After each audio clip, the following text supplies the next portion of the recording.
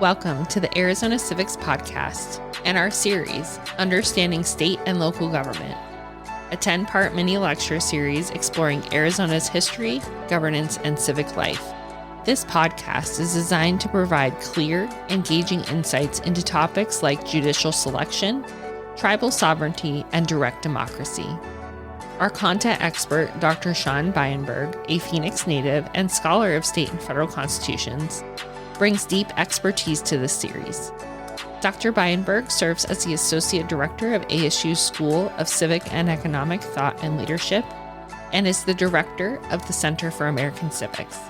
He is also author of Prohibition, the Constitution, and States' Rights, as well as Progressive States' Rights. Let's dive into the systems and stories that shape Arizona's civic life. So some state declarations of rights predate not just the U.S. Constitution, but even the Declaration of Independence. Most strikingly, George Mason's Virginia Declaration of Rights, which was an inspiration for Thomas Jefferson. Most state constitutions at the time of the founding incorporated declarations or bills of rights. Some use one term, some use the other, but it means the same thing.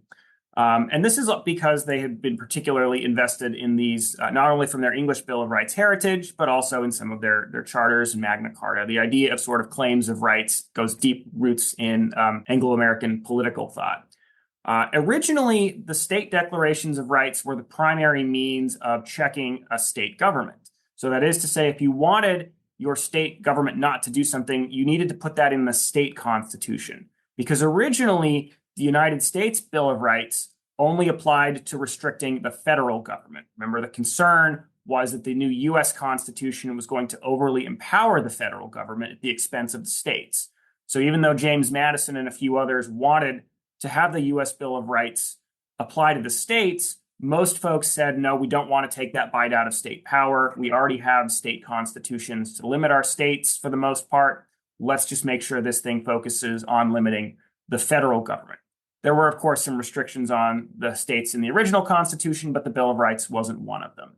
So when the folks in Arizona, like the other states, were drafting the Arizona Declaration of Rights, they were very conscientious of the fact that this was the primary means to restrict their state government. And they discussed similarities and comparisons of the U.S. Constitution and others. They primarily adopt the language of the Washington Constitution's Declaration of Rights from about 20 years before. They tweak it in a few places, but that's pretty much the model for the early foundings version of the Declaration of Rights. Now, eventually, the U.S. Constitution's Bill of Rights is modified by the 14th Amendment and applied by the United States Supreme Court beginning in the 1920s, such that the language of, say, Congress shall make no law restricting establishment of religion, freedom of speech, etc., is now applied to the state governments as well. And so in some ways, people have thought that makes the state constitutions less important. But it's worth emphasizing that the U.S. Constitution's Bill of Rights and other guarantees create only a floor and not a ceiling. So that is to say, every state in the Union, including Arizona, must honor the guarantees of the United States Constitution.